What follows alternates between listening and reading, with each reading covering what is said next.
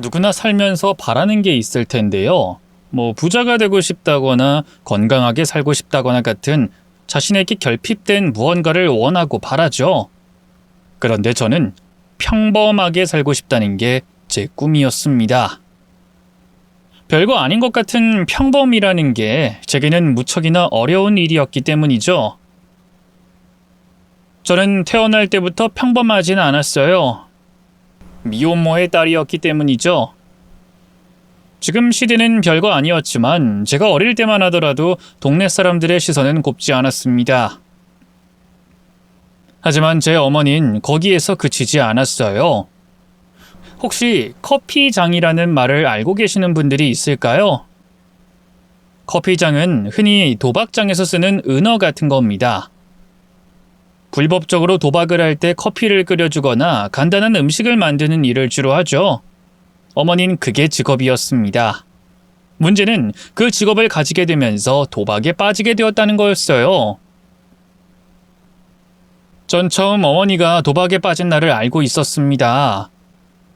잔뜩 흥분한 얼굴로 제 손을 잡고는 말했죠. 오늘 엄마가 얼마나 벌었는지 알아? 자그마치 40만 원, 40이라고. 40만 원? 그럼 우리 부자야? 그럼. 엄마가 이런 재주가 있는지는 몰랐어. 난 타고났다고 그러더라고. 동네 사람들이 날 미혼모라고 그렇게 무시했지만 결국 봐. 내가 최고지. 순진한 척 내숭 떨면서 뒤에서 사람 욕을 그렇게 하더니 다들 부러워서 잠도 제대로 못 잘 거라고. 지금이라고 해도 하루에 40만 원을 벌었다고 하면 대단하다고 생각하게 될 텐데 1980년대의 40만 원의 가치는 지금으로 따지면 250만 원에 육박하는 금액이나 다름없었습니다. 그 시대의 평균 월급이 정확하진 않지만 20만 원을 웃도는 수준이었으니 하루 40만 원은 사실상 엄청난 행운이긴 했죠. 그러나 그 행운은 곧 끔찍한 불행을 가지고 왔어요. 모든 도박이 그렇듯이 결국 잃어야 끝나는 거니까 말이죠. 가족들, 친척, 얼마 없는 친구들까지 어머니에게 돈을 빌려줬다가 받지 못했어요. 그럼에도 그분들은 울고 따지고 나중엔 욕을 하고 어머니와 인연을 끊으며 끝이 났죠. 하지만 사채업자는 그렇게 호락호락하진 않았습니다. 매일 밤낮도 가리지 않고 저희 집에 쳐들어왔어요. 그리고 그럴 때마다 어머닌 저를 보냈죠. 나 없다고 해. 모른다고 하라고. 얼른 나가. 나가서 말을 해. 집에 못 들어오게 막어. 엄마 나도 무서워. 아저씨들 무섭단 말이야. 울지 마. 지금 죽고 싶은 건 나야. 왜 징징거려? 그럼 엄마 끌려가서 평생 혼자 살 거야? 엄마가 눈앞에서 죽어야 속이 시원하겠어? 엄마 그래도 무서워. 시끄러. 소리 들려. 엄마 여기 뒤에 숨어 있을게. 무슨 일 있으면 나오면 되잖아. 일단 가서 어떻게 좀 해봐. 엄마도 살아야 될 거 아니야. 내 쪽으로 절대로 못 오게만 해. 응, 알았어. 어머니가 마당 수풀에 몸을 숨기는 동시에 대문은 힘없이 부서졌고 아저씨들이 들어왔죠. 성큼성큼 걸어와서 신발을 신고 집안을 뒤지더니 결국 아무 성과 없이 다시 모였습니다. 그리고는 울고 있는 제 어깨를 툭툭 치며 물었죠. 박경수가 어디 갔어? 너네 엄마 어디 갔냐고? 야, 좋은 말로 할 때 말해. 몰라요. 엄마 집에 없어요. 저만 있어요. 너 숨겨주는 것도 범죄야, 범죄. 너희 엄마가 우리 돈을 안 갚아서 아저씨들 마음이 얼마나 아픈지 알아? 아님, 네가 갚을 거야? 신장이라도 떼줄래? 하지만 저는 그때 고작 12살이었습니다. 거짓말도 서툴러서 그저 아저씨들 중에 하나라도 마당 뒤에 있는 작은 수풀로 향할까봐 겁을 먹고 힐끔힐끔 보고 있었죠. 당연히 아저씨는 제가 어딘가를 신경 쓰는 걸 눈치챘고 웃으면서 천천히 그쪽으로 가더군요. 그래서 전 그 앞을 작은 몸으로 막아섰습니다. 그리고 그와 동시에 어머니는 저를 아저씨들에게 밀어버리곤 도망을 쳤죠. 두 사람이 쫓아갔지만 결국 어머니를 놓쳤고 저는 분풀이로 뺨을 몇 대를 맞아야 했어요. 그것도 너무나 충격적인데 결국 어머니가 그들의 손에 잡히게 되었을 때는 경악할 수준이었죠. 한참을 빌고 무릎을 꿇고 울던 어머니가 아저씨에게 말했습니다. 갚아요. 갚을 방법이 있어요. 뭐? 무슨 방법이 있는데? 지혜 신장, 그거면 되는 거죠. 신장은 2개라고 하던데 하나에 얼마 줄 건데요? 그 말에 아저씨 하나는 기가 차서 웃더군요. 이거 완전 돌았네. 박경숙 씨, 쟤 당신 딸 아니야? 어디서 주웠어? 내 딸이거든요? 저번에 신장 어쩌고 그랬잖아요. 받아준다는 거 아니었어요? 이 미친. 아저씨 하나가 화가 나서 눈을 까뒤집자 어머니는 어린 저를 앞으로 내밀고는 그 뒤에 숨었죠. 그리고 제 귀에 대고 막으라고 하며 작게 속삭이더군요. 아마 한 번이라도 이런 상황을 상상해 본 사람은 없을 겁니다. 나를 지켜줘야 할 어른이라는 존재가 저를 방패로 내세우는 그런 끔찍한 상황 말이죠. 저는 지금도 그때를 떠올리면 몸에 있는 솜털이 삐죽 서는 기분이 들더군요. 만약에 그 사채업자 중 한 명이라도 나쁜 마음을 먹었다면, 혹은 정말로 내 신장을 빼려고 했다면 어떻게 되었을까 하고 말이죠. 하지만 다행히 끌려간 건 어머니 혼자였습니다. 사채업자 아저씨는 오히려 혼자 남은 저에게 이런 말까지 남기고 갔죠. 가족 중에 도박을 하는 인간이 있으면 옆에 붙어있지도 말고 도망쳐. 알겠니 꼬마야? 도박에 손을 댄 순간부터는 더는 저 인간의 가족이 아닌 게 되는 거야. 그냥 살아있는 돈이지. 저 여자 너 팔아서라도 또 도박할 거다. 몸에 장기라도 살고 싶으면 저 여자 찾지도 말고 돌아온다고 해도 받아주지 마. 명심해라. 그게 어머니의 마지막 모습이었습니다. 그 뒤에 집주인에게 쫓겨나고 할머니가 저를 데리러 오면서 모든 상황이 끝나게 됐죠. 물론 상황이 완전히 좋아진 것은 아니었어요. 작은 텃밭에서 키운 채소를 시장에 내다 파는 할머니는 혼자 입에 풀칠하는 것도 어려운 수준이었기 때문입니다. 사실 이전에는 몇 평 되지 않는 밭이 있었는데 그걸 저희 어머니가 도박 자금으로 홀랑 팔아버렸던 거죠.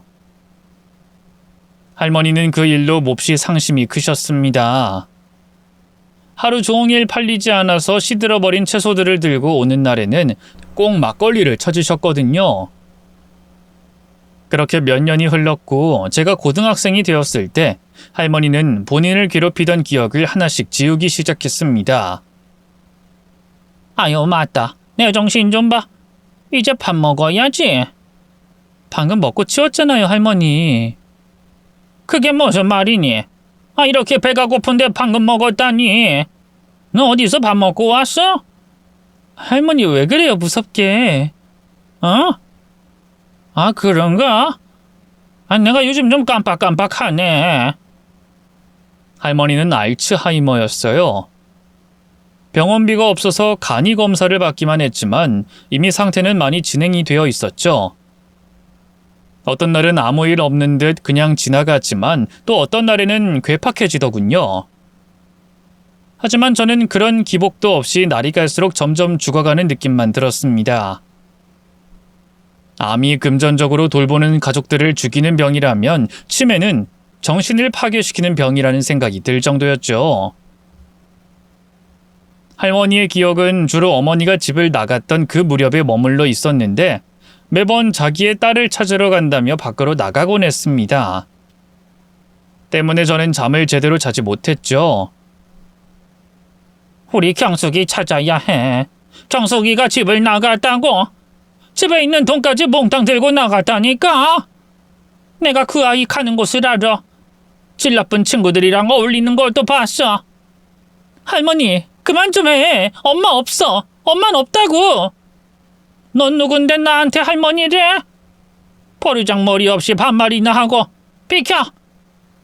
난 내 딸 찾아야 되니까. 남의 집에서 이게 무슨 짓이야? 경찰 부를까? 할머니 제발 정신 좀 차려. 나 내일 학교 가야 된다고. 어제도 한숨도 못 잤단 말이야. 별 이상한 애가 다 있네. 기가 차서. 애초에 설득이나 부탁은 통하지 않았습니다. 그러니 자면서 제 발목과 할머니 손목에 끈을 묶어두기 시작했고, 그러다가 마당까지 끌려나가서 얼굴을 다친 적도 있었죠. 때문에 시간이 지날수록 치매에 걸린 할머니를 보호하는 방법은 기괴해져야 했습니다. 자칫 누군가 보면 학대로 오해할 소지가 있을 정도였고요. 문을 밖에서 걸어 잠글 수 있게 했고 할머니의 발목을 묶어두기도 했죠. 곁에서 자다가 강도라며 할머니가 제 목을 조른 이후부터 그렇게 했던 겁니다. 하지만 그게 끝은 아니었어요. 마치 어린아이들처럼 독특한 촉각에 반응하기 시작했죠. 하루는 밥솥을 열었다가 경악을 했는데 그 안에 똥을 넣어둔 겁니다. 그리고 그걸 먹거나 얼굴에 바르기까지 했고요. 때문에 저는 소리 지르고 욕도 하고 울면서 난리도 쳤습니다. 정말 돌아버릴 것 같아서 제 귀를 막고 비명을 지른 적도 있었죠. 겨우 할머니를 씻기고 입혀놔도 늘 더러운 모습으로 동네를 활보하니 마을 사람들도 오해를 하기 시작했습니다. 너 갈 곳 없어서 걷어준 할머니한테 그러는 거 아니야. 아무리 치매가 왔다고 해도. 저는 억울했고 짜증이 났었죠. 제가 뭘요? 아줌마가 아세요? 왜 몰라? 예전에 우리 할머니도 치매였어. 그러니까 내가 뭐라고 하는 거지. 그래서 아줌마가 돌봐드렸어요? 직접 돌본 거 맞아요? 제 물음에 대답도 못하고 얼굴만 붉히더군요. 예, 어린 게 아주. 너 그러면 천벌받아. 아무리 아파서 기억도 못하는 노인네라고 해도 밖에 소리 지르고 깨지는 소리 다 들려. 몸 여기저기 멍투성이에 속옷도 더럽고 심지어 너 밥도 제대로 안 먹인다며? 무섭다. 진짜 무서워. 저 역시 그런 말에는 딱히 반박하진 못했습니다. 할머니를 굶긴 건 아니었지만 제대로 먹이지 못한 것은 부정할 수 없었거든요. 어떤 날에는 배가 고프다고 해도 똥칠을 할까봐 일부러 몇 숟가락은 덜고 준 적도 있었죠. 그러다가 그런 나쁜 마음이 든 게 미안해서 울기도 많이 울었습니다. 하지만 정말로 속이 터질 정도로 그때는 너무 힘들었어요. 제대로 목 놓아서 울게 되면 속 안에 있는 게 다 쏟아져 나올 것 같은 기분이 들 정도였죠. 그렇게 다시 시간은 흘렀고 할머니는 치매가 발병한 지 10년 만에 돌아가셨습니다. 그래도 드라마처럼 마지막에는 저를 떠올려 줄 줄 알았는데 끝까지 저희 어머니만 찾더군요. 하지만 할머니가 그리워하던 어머니는 장례식이 끝나던 날 제 앞에 모습을 드러냈습니다. 돌아가신 어머니를 그리워해서도 아니고 홀로 남겨진 제가 걱정이 되어서도 아니었죠. 보험금 어딨니? 우리 엄마 보험 들어놨을 거야. 그리고 그 집 문서도 있지. 저는 그 뻔뻔한 태도를 보며 경악하고 말았습니다. 또 그렇게 말하면서도 제 얼굴 한번 보지 않고 조이금 봉투를 뜯는 바쁜 손을 당장이라도 비틀고 싶었죠. 갑자기 나타나서 이게 무슨 짓이야? 엄마가 이럴 자격이나 있어? 왜? 우리 엄만데? 자격 충분하지?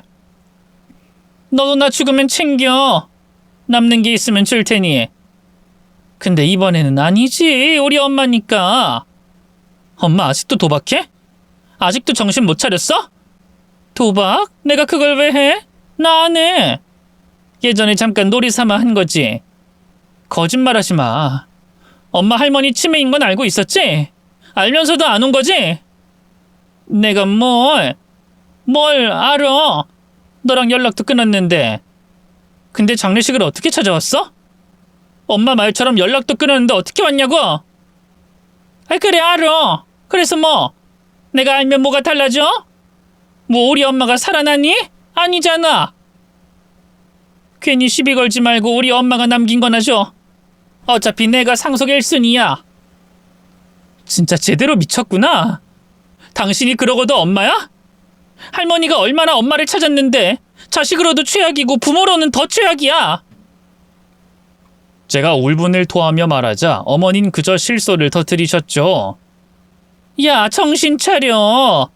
그러는 넌 내가 사채업자한테 끌려갈 때 뭐 했어? 내가 막아달라고 했는데 아무것도 안 했잖아. 넌 무슨 그렇게 좋은 딸이었어? 그리고 나도 귀가 있으니 다 들었어. 우리 엄마 구박하고 밥도 제대로 안 챙겨줬다고 하던데? 동네에 소문이 쫙 났더라고. 저는 그 말을 듣자마자 어머니의 머리채를 휘어잡았습니다. 그리고 할머니 영정사진 앞에서 어머니를 때렸죠. 어머니 역시 저를 핥히고 꼬집었지만 사람들이 떨어뜨려 놓기 전까지 계속 싸웠습니다. 그리고는 할머니 영정사진만 챙기고 그 자리를 빠져나왔죠. 그날은 뼈가 아릴 정도로 추운 겨울이었고 저는 죽을 생각까지 했었어요. 너무 지쳤고 더는 숨 쉬는 것도 버거웠으니 말입니다. 하지만 돌아본 제 삶에서 스스로가 너무 가여워서 저라도 사랑해 주자고 마음을 고쳤네요. 그리고 결심했습니다. 앞으로 주어진 삶은 덤이고 후회 없이 살아보자고 말이죠. 그렇게 저는 이를 악물고 숙식을 제공해주는 공장에서부터 시작했습니다. 제 목표는 1억이었죠. 함께 일하는 사람들은 죽겠다, 힘들다고 했지만 사실 제게는 이전보다는 훨씬 쉬웠습니다.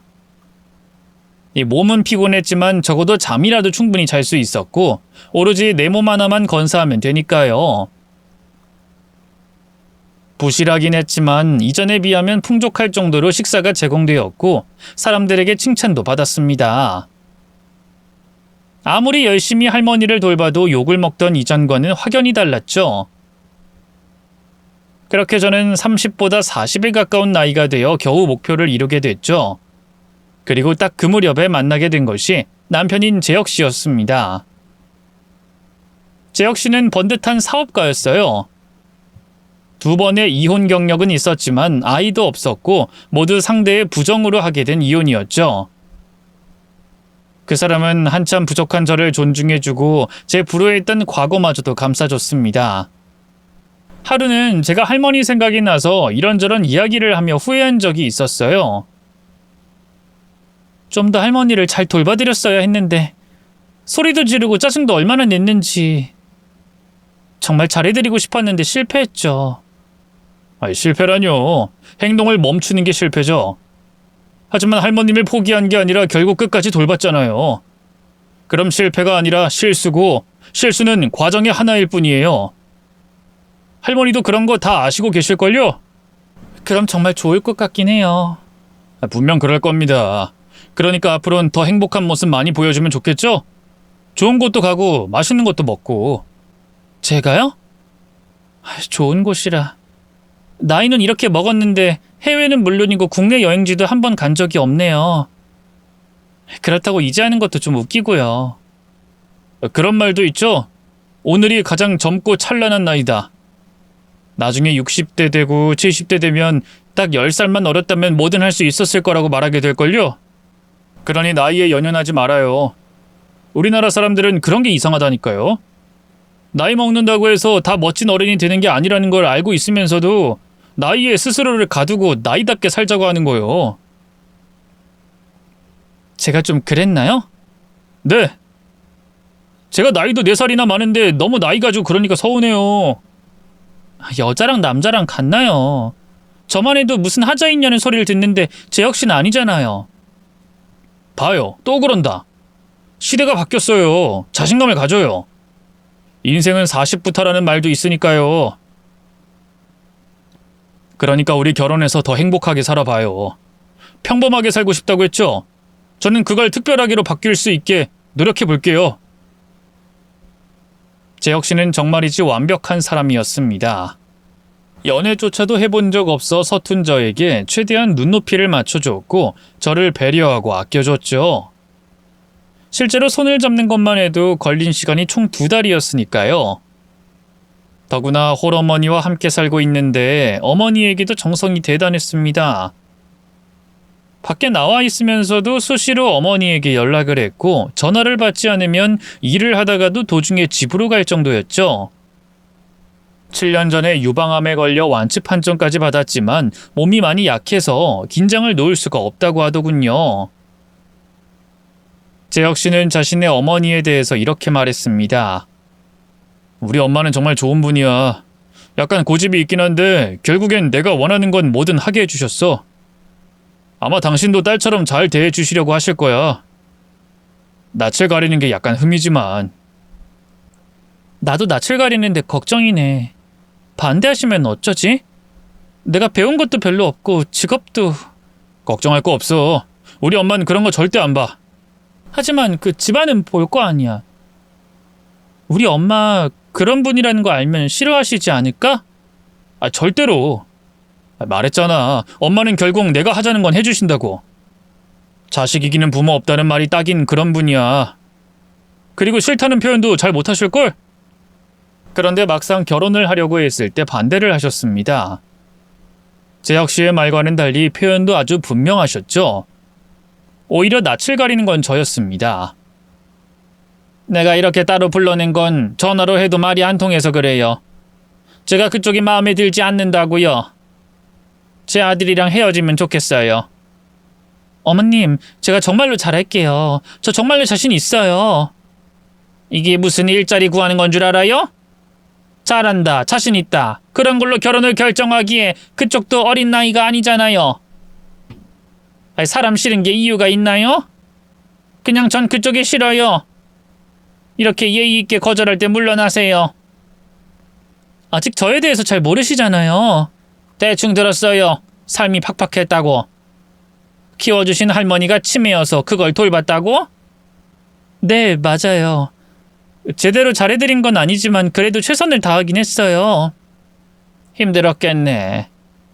치매 환자 뒷바라지하는 거 힘들죠.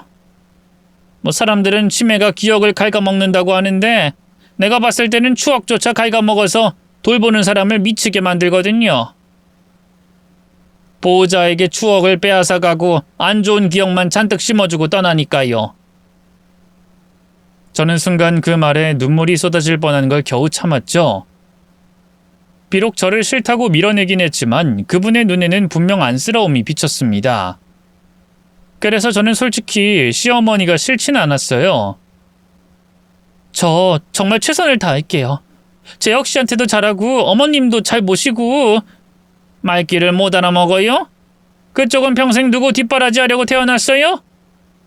나도 몸 좋지 않아요. 그러니 딱 여기까지 하고 깔끔하게 끝내죠. 괜찮아요. 저 이런 말이 어떻게 들릴진 모르지만 진심으로 잘 지내고 싶다는 생각이 들어서요. 처음이거든요. 치매 환자의 가족들이 겪는 고통을 이해해준 분이요. 네? 그런 의미가 아니에요. 괜히 착각하게 만들었네요. 이쯤에서 물러나요.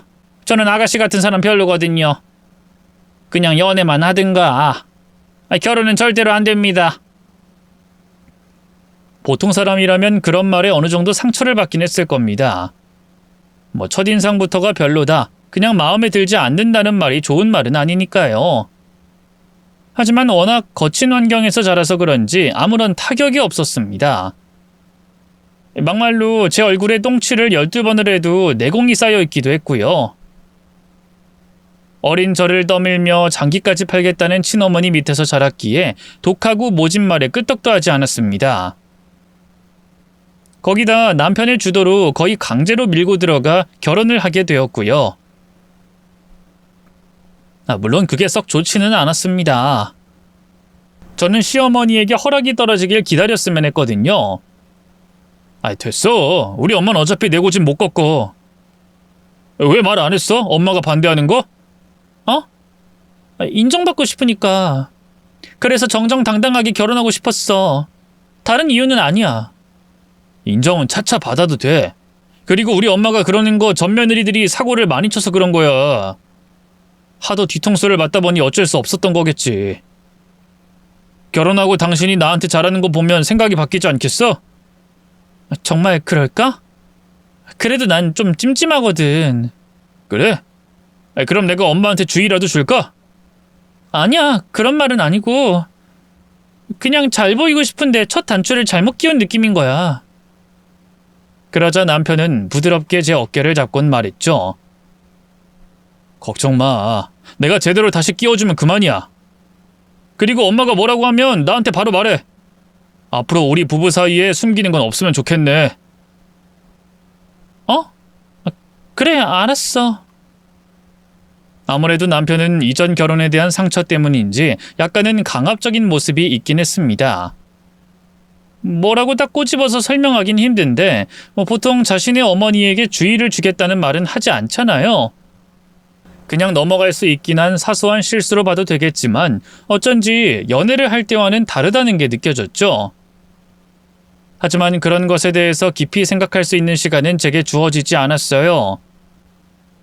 첫 단추를 잘못 끼운 대가는 모두 제 몫이 되었기 때문이었습니다. 시어머니는 저를 용서하지 않으시겠다고 하더군요. 감히 어른 말을 무시하고 내 집에 기어들어와? 이래서 가정교육을 무시할 수가 없는 거야. 도박에 미친 미혼모 엄마가 나왔다며? 그래서 아주 천박하구나. 저 지켜봐 주세요. 좋은 아내, 좋은 며느리 될게요. 완벽하진 않더라도 좋은 사람이 될 순 있어요. 정말이에요. 어머님이 조금만 마음을 열고. 마음을 열어? 문 다 부시고 들어와 놓고 이제 와서 마음을 열어라. 하, 기가 차네. 요즘 애들은 다 그 모양이지? 지금이라도 안 늦었다. 딱 이혼하고 갈라서. 저는 시어머니의 말에도 애써 웃으며 말했죠. 아, 어머님, 콩국수 좋아하신다면서요? 제가 콩국수는 진짜 잘하거든요. 저희 할머니한테 맷돌로 갈아서 만드는 것부터 배웠어요. 어떠세요? 시원하게 말해드릴까요? 내가 거지니? 먹을 거 주면 풀어지게? 난 너 며느리로 절대 인정 안 한다. 절대로. 맷돌을 백날 갈아서 콩국수 100그릇을 만들어봐라. 만든 게 너 같은 거면 천박한 음식이 되는 거야. 너희 할머니가 치매 걸린 게 너 때문인 거 아니니? 그럴지도 모르죠. 제가 더 잘해드렸으면 어쩌면 안 걸렸을 수도 있으니까요. 아우, 저 답답한. 아, 됐다. 저는 착한 사람은 아닙니다. 치매 걸린 할머니에게 짜증내는 것만 봐도 타고난 성격 자체는 저희 어머니와 더 닮았을지도 몰라요. 저희 어머니 역시도 뭔가 일이 잘 안 풀리면 혼자 비명 지르듯 소리치는 게 습관이었죠. 보고 자란 모습이 그런 거였으니 저 역시도 그랬고요. 그러니 당연히 시어머니의 말에 상처받고 미워지는 순간도 많았습니다. 마음 같아서는 다 때려치우고 혼자 사는 게 속편하겠다는 마음도 있었어요. 더구나 남편 앞에서 하는 행동과 뒤에서 하는 행동이 다르니 무서울 정도였죠. 하지만 그럼에도 불구하고 이혼을 하지 않은 것은 결국 제가 만든 콩국수를 남기지 않고 다 드셨기 때문이었어요. 심지어 그릇도 싱크대에 물을 받아 담아두셨죠. 너무나 사소하지만 그런 것들이 저를 버티게 만들었습니다. 그러다 결혼하고 얼마 되지 않았을 때 시어머니가 병원에 입원을 하게 되었죠. 바쁜 남편 대신 제가 병간호를 자처했고요. 하지만 시어머니는 그때도 저를 거부하셨습니다. 내가 너 꼴 보기 싫다고 했지? 병원까지 와서 내가 왜 싫은 너랑 마주보고 있어야 하는지 도통 모르겠구나. 제발 좀 내 눈앞에서 사라져라. 이혼 좀 해. 어머님, 그래도 검사도 하고 이동하시려면 누가 돕는 게 좋아요. 싫다고 했잖아. 난 정말로 네가 소름 끼치게 싫어. 사람 싫다고 하는데 이러니까 더 싫어. 너 머리에 이상 있는 거 아니니? 왜 그래? 왜 버텨? 아, 싫다는데 왜 쫓아다녀? 혹시 내 아들 돈 노리고 접근했니? 그런 거야? 저도 돈 있어요. 열심히 모아서 돈 많아요. 물론 남편에게 비할 정도는 아니지만요. 그럼 더 잘 됐네. 얼른 나가라. 내가 아픈 게 난 너 때문인 것 같아. 이게 다 너 때문이라고. 재수없이 미혼모 딸로 태어난 것도 모자라서 할머니가 키워주니 그때 치매까지 오셨다며? 나도 암이 완치되었는데 너 오고 나서 급격하게 몸이 안 좋아졌어. 어머님, 말도 안 되는 이야기잖아요. 제가 무슨 병균도 아니고. 병균이지. 잘 먹고 잘 살고 있는 우리 집에 들어온 순간 병균이야. 원하지 않는 게 들어오면 그게 병균 아니야? 아유, 독하다. 진짜 독해. 떨어져 나가라고 기도를 해도 들러붙어서 아유, 지긋지긋해. 하루라도 빨리 내 집에서 나가면 나도 싹 나을 것 같아. 시어머니는 말만 그렇게 한 게 아니었습니다. 병원에서 주는 식판을 뒤엎기도 했고 제가 채워놓은 가습기를 밀어서 박살내기도 했어요. 정말로 치를 떨면서 저를 싫어했죠. 오죽하면 병실에 있는 할머니 한 분이 저희 시어머니를 나무라기까지 했습니다. 내가 남의 집 일이라서 신경을 안 쓰려고 했는데 좀 적당히 하세요. 사람한테 평균이 뭡니까? 그렇게 늙으면 나중에 객사해요. 아세요? 저희 시어머니는 그분을 노려보면서 대답했죠. 내 며느리 내가 알아서 하겠다는데 당신이 뭔데? 나이 좀 먹었다고 끼어들지 마세요. 이봐요. 사람들 보기 안 부끄러우세요? 왜 그렇게 추하게 늙으려고 해요? 다른 사람들도 있는데 그런 식이면 둘이 있을 때는 어떻게 할지 뻔하네. 내가 17살 어린 나이에 결혼해서 시집살이 안 겪어본 것도 아닌데도 우리 시어머니도 당신처럼은 안 했어요. 그렇게 내 며느리가 불쌍하면 당신이 데리고 가서 살든가. 나도 내 눈에 안 보였으면 소원이 없겠으니까. 앞으로 한마디만 더 하면 내 며느리 데려가는 걸로 하세요. 뭐 저런 여자가 다 있어? 병동에 있던 분들 중 일부는 제게 변호사까지 소개해주겠다. 본인이 증인까지 되어주겠다면서 이혼을 하라고 진지하게 이야기하셨습니다. 하지만 그때까지도 저는 시어머니의 편을 들었어요. 남편의 이전의 결혼 실패로 시어머니가 상처를 많이 받아서 그렇다고 생각했으니까 말이죠. 제가 들은 걸로는 남편은 첫 번째 결혼은 2달 만에 끝이 났고 두 번째 결혼은 3년 만에 불륜이 드러나면서 끝이 났다고 했습니다. 첫 번째 부인의 경우는 옆집 남자와 바람을 피웠고 두 번째 여자는 회사에서 만난 직장 후배였다고 하더군요. 만약에 제가 시어머니 입장이었다고 하더라도 여자라는 존재를 믿지 못했을 거라는 생각이 들 정도로 안타까웠습니다. 때문에 저를 미워하고 밀어내더라도 더 잘하려고 노력한 거였죠. 그리고 또 하나, 오래전 할머니를 제대로 모시지 못했다는 후회를 하며 살았기에 이번엔 그러기 싫었고요. 근데 아무리 잘해도 시어머니는 저를 받아주지 않으려고 했습니다. 결혼하고 1년 정도 되었을 때 남편이 그러더군요. 우리 엄마 요즘에도 당신한테 찬바람 부는 거 맞지? 나 다 알고 묻는 거야. 어? 그게 무슨 말이야. 낯을 가려서 그러시는 거지 그렇지 않아. 여보, 왜 거짓말을 해? 미련하게 참고 견딘다고 끝날 일은 아니야. 이럴 거면 차라리 분가해서 따로 살자. 엄마는 내가 알아서 이야기하면 되니까 걱정 말고. 진짜 아니라니까. 누가 그래? 오늘 병원 다녀왔어. 서류 좀 확인할 게 있어서 엄마 보험료 문제 때문에 갔다가 병원 간호사가 말을 해주더라. 우리 엄마가 당신한테 무슨 말을 했는지 남이 보기에 걱정이 될 정도면 내가 상상하는 기준을 넘어섰다는 건데 그걸 말을 안 해? 말 안 한 건 미안한데 나 정말 아무렇지도 않아. 별거 아니야. 됐고 우리 나가서 살아. 내가 집 알아볼게. 당신 모은 돈 좀 있지? 융통할 수 있는 돈이 없으니까 계약금으로 쓸 수 있게 준비해둬. 진짜 난 괜찮은데. 쓸데없이 고집 부리지 마. 우리 엄마 보통 사람 아니야. 당신이 아무리 잘해도 소용없다고. 심지어 내 앞에서 이제까지 당신한테 어느 정도 예의 있게 잘했었잖아. 그럼 뒤에서 그런 짓을 했다는 건데 아무리 우리 엄마라지만 해도 너무한 거 아니야? 소름 끼쳐. 하지만 여보, 어머님 몸도 안 좋으신데. 됐어. 난 내 결혼, 내 행복이 더 중요해. 결혼하고 나서 당신이랑 마주본 시간이 얼마인지도 모르겠다. 매번 엄마 때문에 병원만 들락거리고 딱히 별 이상도 없었잖아. 병원비만 엄청 썼을 뿐이지 내가 봐서는 그것도 다 연기였을 거야. 남편 말을 들으니 좀 이상한 부분이 떠오르긴 했었습니다. 남편이 제게 외식을 가자고 하거나 여행 이야기를 꺼내거나 약속을 잡으면 꼭 그날 병원에 가곤 했었죠. 몸이 이전에도 안 좋았기에 큰 의심을 한 적은 없었지만 병원에서는 건강염려증을 의심할 정도로 상태가 나쁘진 않았습니다. 하지만 남편이 분가를 결정한 뒤에 시어머니는 실제로도 몸이 안 좋아졌죠. 식사를 못할 정도로 기운도 없었고 길을 걷다가 쓰러져서 구급차에 실려가기도 했습니다. 그런데도 남편은 계속 분가를 한다고 고집을 피웠죠. 그거 다 연기야. 당신은 그렇게 당하고도 몰라? 순진한 거야? 아니면 멍청한 거야? 이번엔 좀 달라. 병원에서도 정말 몸에 이상이 있다고 하잖아. 나이가 들면 여기저기 고장나는 건 당연한 거지. 우리부터 일단 숨 좀 쉬어야 하지 않겠어?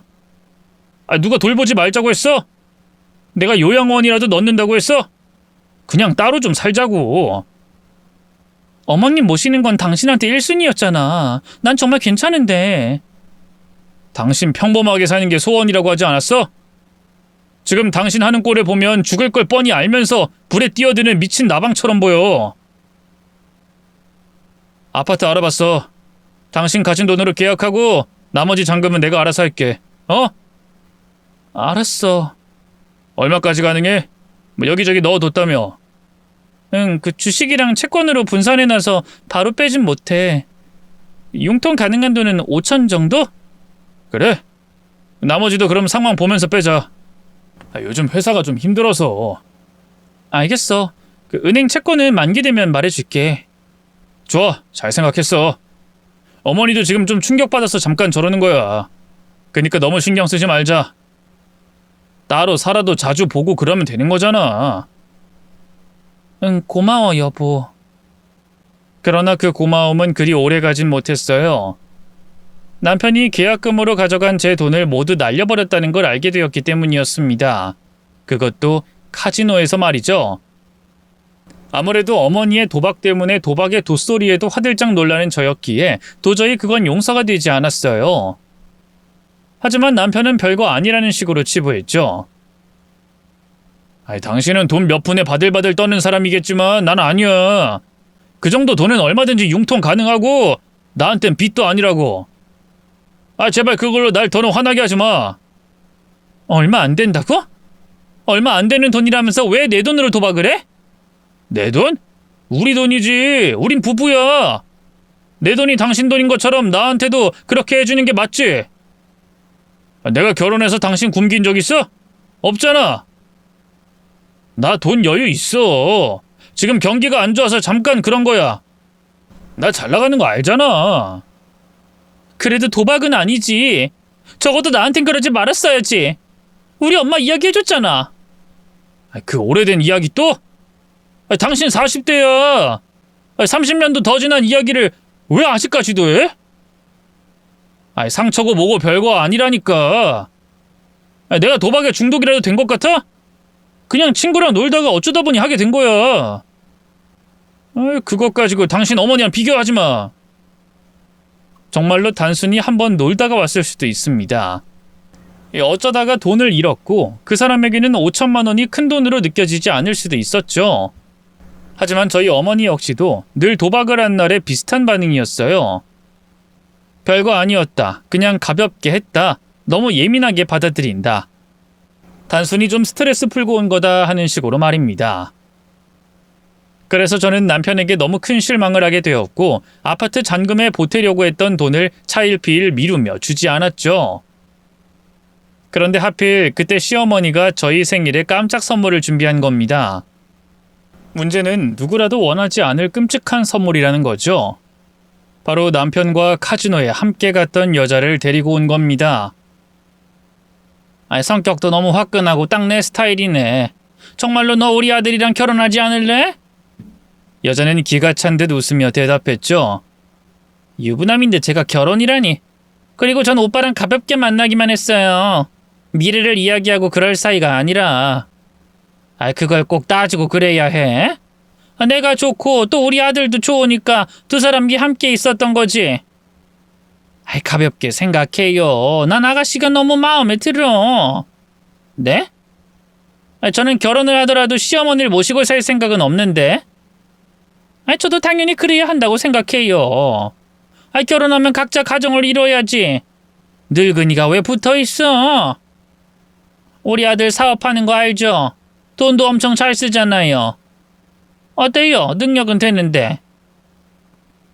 여자도 눈치가 보이는지 저를 한번 보고는 머리를 긁더군요.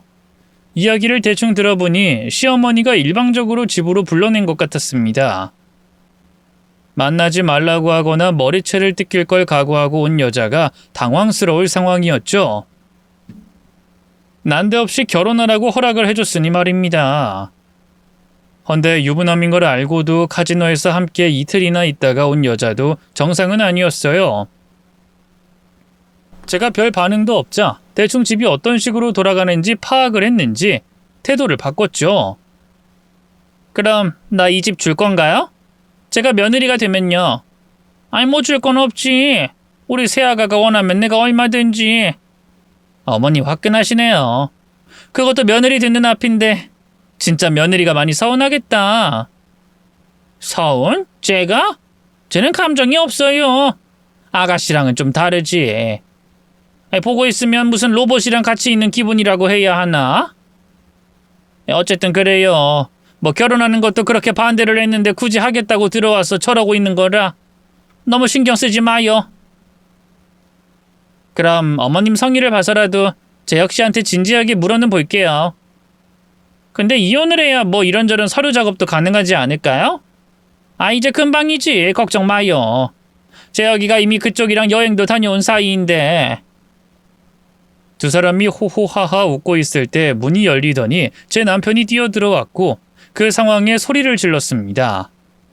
그러면서 여자의 손을 잡고 밖으로 끌고 나가려고 했죠. 여자는 당연히 손을 뿌리쳤습니다. 짜증난다는 듯이 인상을 쓰며 남편에게 말했어요. 아, 왜 그래 자기야. 나 별일 없었어. 어머님이 엄청 잘해주셨거든. 그러자 남편의 표정은 하얗게 질렸죠. 그리고는 저를 잠깐 보더니 그 여자의 뺨을 치더군요. 자기 지금 날 때린 거야? 무슨 자기? 착각하는 모양인데 너 같은 건 안중에도 없어. 어머님이라는 말 한 번 더 하면 혓바닥을 뽑아버릴 줄 알아. 지금 미쳤어? 날 때려? 언제는 내가 최고라며? 내가 좋다고 지랄할 땐 언제고. 아, 마누라 앞이라고 지금 연기하니? 어이가 없어서. 됐어! 나도 손 찍어 마는 놈이랑은 난 절대 안 만나. 앞으로 연락하지 마, 이 쓰레기 같은 놈아. 여자가 쿵쿵거리며 짐을 챙긴 뒤 나가자 남편의 분노는 시어머니에게로 향했죠. 하지만 딱히 어떤 말도 행동도 하지 않고 계속 노려보기만 했습니다. 그러다가 문득 정신을 차렸는지 제게 와서 무릎을 꿇더군요. 잠깐의 실수였다고, 스트레스 풀이용이었다면서 말이죠. 저는 당연히 그 개소리를 믿진 않았어요. 도박도 모자라서 불륜? 실수라니까. 당신은 나 알잖아. 내가 얼마나 당신한테 잘하고 좋은 사람인지. 실수로 바람을 피우는 사람은 없어. 실수로 저 여자한테 카지노 가자고 하고, 실수로 호텔에 가서 이틀간 있자고 하고, 또 실수로 자기라고 부르지는 않았겠지. 사업하다 보면 어쩔 수 없이 그럴 때가 있어. 고객들이 하도 필요 없어. 더는 듣기 싫어. 우리 그만 여기서 갈라지자. 그게 좋겠어. 여보. 제발 내가 이렇게 빌게. 우리 이제까지 별 문제 없었잖아. 그게 문제야. 별 문제 없었는데 어쩌면 내가 모르고 살았던 걸 수도 있겠다는 생각이 들었으니까. 이제까지 당신은 나한테 거짓말을 했어. 나도 이젠 안 될 것 같아. 돌아서서 나오면서 하지 못한 말들을 곱씹기도 했습니다. 뺨이라도 한 대 치고 나올 걸. 죽이겠다고 머리채라도 한번 잡았어야 했다고 후회도 했죠. 하지만 그때의 제 상태는 남편에게 말하는 그 순간에 울지 않고 쓰러지지 않은 것만으로도 다행일 정도였어요. 집에서 나오자마자 목이 터져라 펑펑 울음을 터뜨렸으니까 말입니다. 그게 뭐 그렇게 어려운 일이라고. 평범하게 사는 게 제게는 이토록 힘이 든지 하늘을 원망했어요. 애초에 제가 원한 건 마냥 행복하고 꿈같은 가정은 아니었습니다. 적당한 고부 갈등이 있어도 가끔 마주하며 웃고, 제가 미워서 뒤에서 욕을 하더라도 다른 사람이 공격하면 제 편이 되어주는 남편을 가지는 정도였거든요. 목이 아플 정도로 다투다가도 된장찌개를 끓이면 슬쩍 식탁에 자리 잡는 그런 가족이 가지고 싶었죠. 그런데 제게는 그것조차도 주어지지 않으니 속이 타들어가는 느낌만 받았습니다. 그렇게 저는 결국 남편과 이혼을 했어요. 그때가 채 2년이 되지 않을 때였으니 재산 분할은 거의 받지 못했고 위자료만 받았죠. 그 뒤에 저는 다시 이전과 같은 일상으로 돌아왔어요. 적당한 곳에 취업해서 밤낮으로 일에 매달렸죠. 그런데도 이혼의 충격이 꽤 커서 한동안 굉장히 힘들었습니다. 사실 이혼을 한 것은 후회하지 않아요. 도박도 모자라 불륜까지 저지른 남자와 사는 것은 지옥으로 들어가겠다는 소리나 다름없으니까 말이죠. 하지만 저는 그 와중에도 너무 궁금했습니다. 왜 바람을 피웠는지, 정말 도박에 중독이 된 건지 이런 게 아니었어요. 왜 시어머니는 날 그렇게 싫어했을까? 바로 이거였죠. 어차피 답을 알 수 없었으니 답답함만 가지고 살던 올해 1월, 저는 경찰에게 연락을 받게 됐어요. 저희 시어머니 이름을 대면서 사망했다는 이야기까지 듣게 되었죠. 그땐 너무 놀라서 왜 경찰에서 연락이 왔는지도 몰랐는데 알고 보니 시어머니가 혼자 떠돌아다니다가 사망한 걸 발견한 경찰에서 신원조회를 했다고 합니다. 그래서 당연히 시어머니의 아들인 재혁 씨에게 연락을 했으나 시신 인수를 거부하여 무연고자로 확정되었다고 했죠. 경찰은 제게 어떻게 할 거냐고 묻더군요. 제가 못한다고 하면 어떻게 되는데요? 일단 무연고자로 확정된 시신은 지자체에서 처리를 해요. 유골은 일정 기간 동안 공공유골함에 안치되어 있다가 다른 곳으로 옮겨지고요. 지자체마다 다 다르니까 그 부분은 추후에 알아보시면 될 겁니다. 아무래도 전 시어머니라서 관계가 애매하긴 하죠. 네. 근데 저한테 어쩌다가 연락이 왔는지도 모르겠네요. 그 사망자 휴대폰에 며느리라고 저장된 번호가 딱 하나 있었어요. 그걸 보고 연락드린 겁니다. 조회해보니 이미 이혼하셨기에 저희도 고민은 많이 했는데 혹시라는 게 있으니까요. 참 저도 바보였습니다. 그간 제게 했던 막말은 둘째치더라도 다른 여자를 데리고 와서 제 눈앞에서 하하호호거리던 게 마지막이었어요. 그런데 그런 시어머니의 휴대폰에 제 번호 하나만 저장이 되어 있었다는 말에 멍청하게도 흔들리고 말았죠. 그래서 저는 시신을 인수해 가서 장례를 대신 치르기로 결정을 했습니다. 정말 너무나 초라한 장례식이었어요. 전 남편에게도 연락을 해봤지만 아예 전화가 꺼져 있는 상태였고 저는 생전에 시어머니가 좋아했던 콩국수를 만들어서 그걸 영정사진 앞에 올려놨죠. 그런데 자정이 다 되었을 때 누군가 들어와서 제게 꾸벅 인사를 하더군요. 낯선 여자였습니다.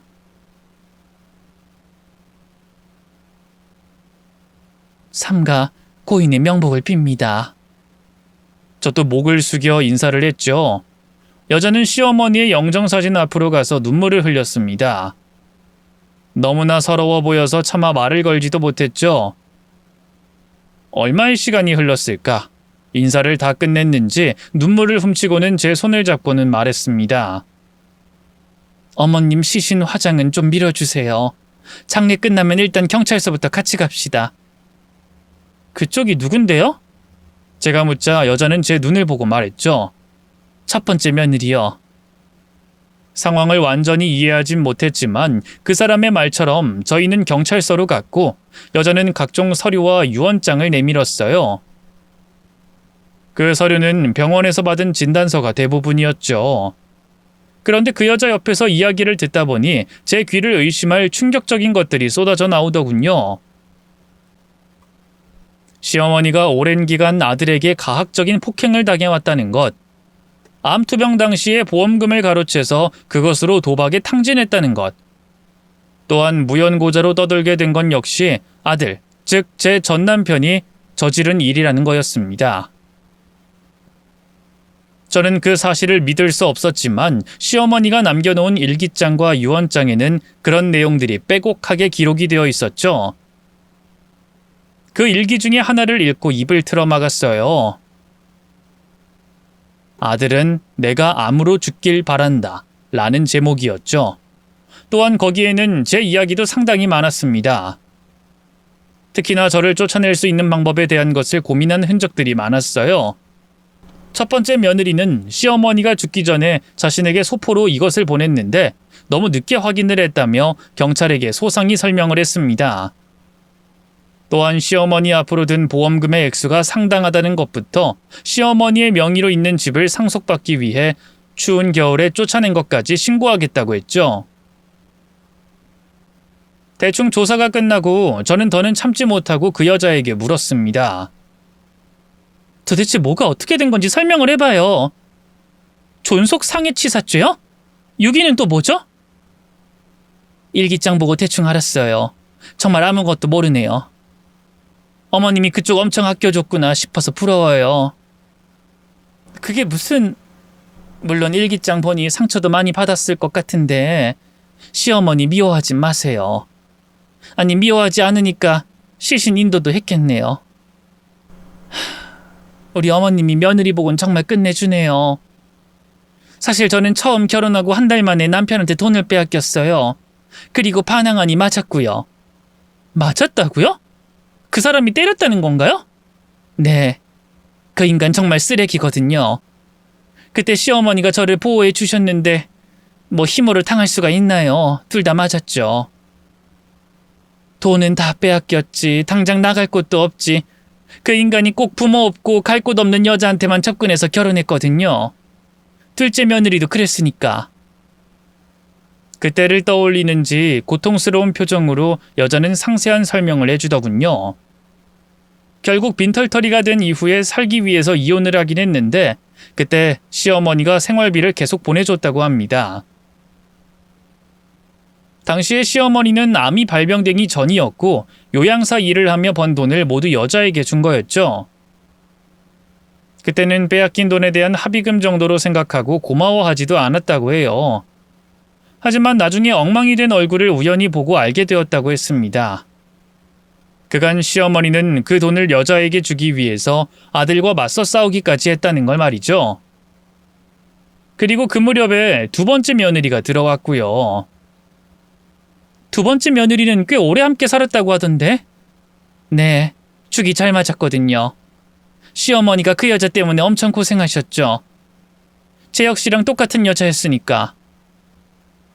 시어머니 재산 노리고 밥도 안 주고 그러면서 도망도 못 치게 감시하고 전화하고 문자하고 아마 그것 때문에 암에 걸렸을걸요?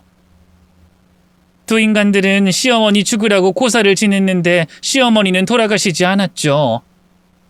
시어머니는 죽어도 본인 집만은 지키려고 계속 싸웠고 여자도 지쳤는지 이혼을 해버리고 떠난 거예요.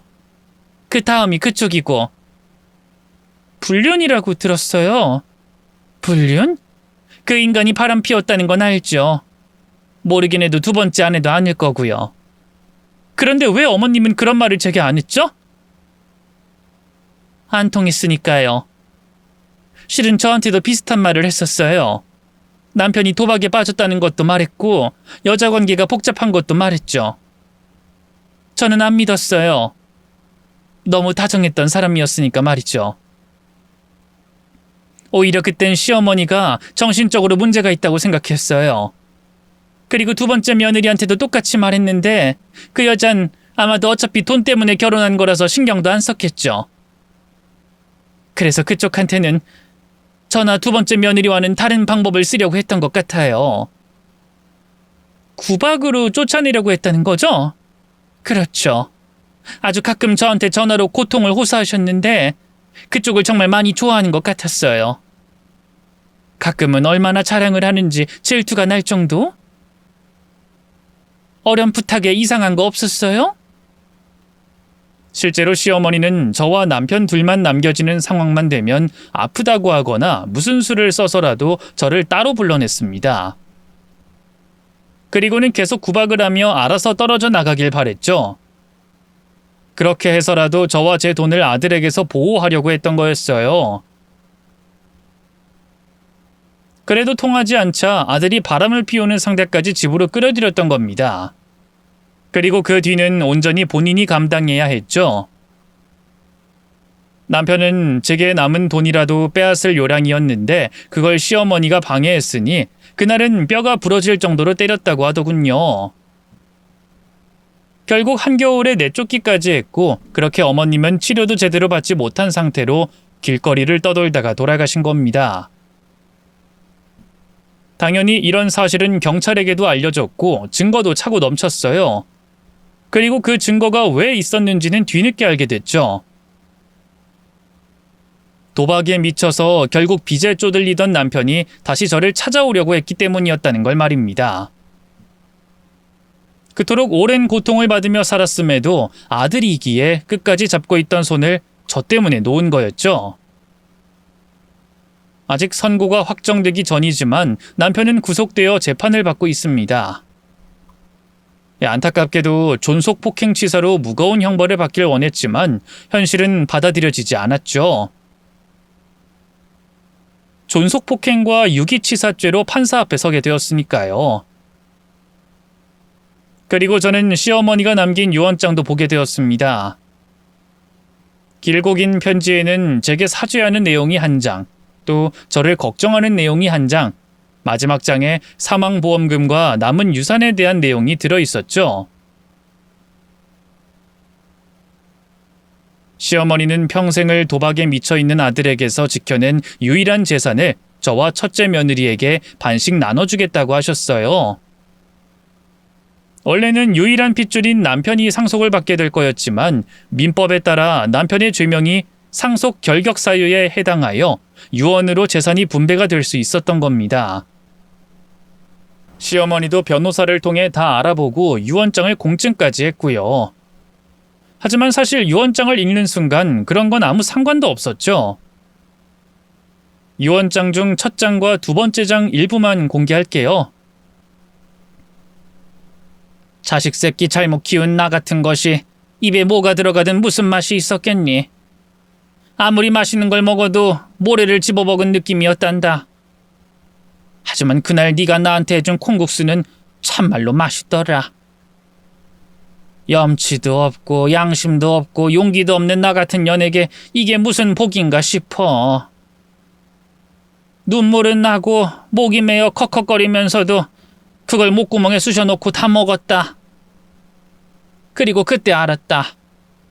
너를 싫어하는 게 얼마나 힘든 일인지. 아가, 참 많이 힘들었지? 듣기만 해도 몸서리가 쳐질 것 같은 삶에서 파르게 큰 게 대견하면서도 한편으로는 좀 불공평하게 느껴졌다. 난 말이다. 너희 엄마가 미우면서도 부럽더라. 그래서 나 다음 생에 태어나면 너 엄마 할란다.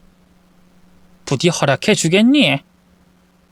너야 어디서든 크더라도 그렇게 바르고 착하겠지. 모르긴 해도 두꺼운 콘크리트를 뚫고도 넌 예쁘게 필 거야. 그래서 내가 할 것은 없어도 너를 지키고 보듬어주는 것은 꼭 하마. 아가, 미안하다. 끝까지 염치가 없어서. 마지막으로 내가 널 많이 사랑한단다. 아들이 도박에 빠져서 남편이 남긴 재산 다 말아먹었을 때보다 9을 죽어도 하나를 못 가져 나를 괴롭힐 때보다 널 사랑하지 않는 게 내게는 가장 힘들었어. 그러니 잘 살아라. 누구보다 더 행복하게 살아라. 저는 시어머니의 진심을 읽고 오열했습니다. 목이 찢어질 것처럼 마음이 아팠고 순간순간 시어머니 눈에서 스쳐가던 안타까운 감정이 기억나서 몸이 떨렸죠. 솔직히 그 뒤에는 시간이 어떻게 흘러갔는지도 모르겠습니다. 정말로 힘들었거든요. 누군가는 말하죠. 사실 시어머니가 그런 일이 있었던 건 몰랐고 나쁜 말을 한 것은 변함없는 사실 아니냐고요. 애초에 제가 왜 그렇게 슬퍼하는지 이해를 못하겠다고 말입니다. 저도 사실 완전히 이해는 되지 않아요. 하지만 확실한 건 시어머니가 저를 지켜준 유일한 사람이었기 때문일 겁니다.